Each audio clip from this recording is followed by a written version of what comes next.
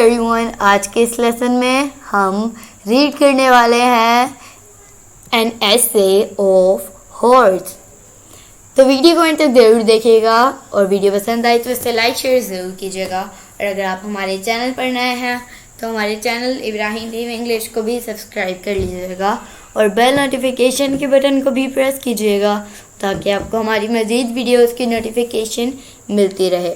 तो चलिए शुरू करते हैं अपना आज का लेसन।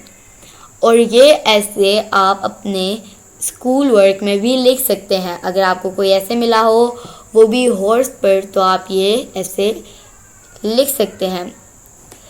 चलिए शुरू करते हैं। I am a horse, I am a horse. I eat hay, I eat hay. I have long legs, I have long legs. I live in a field, I live in a field.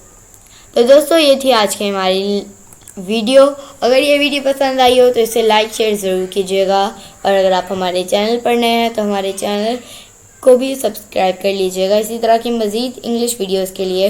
और bell notification के button को भी press कीजिएगा ताकि आप हमारी कोई video miss ना कर सकें।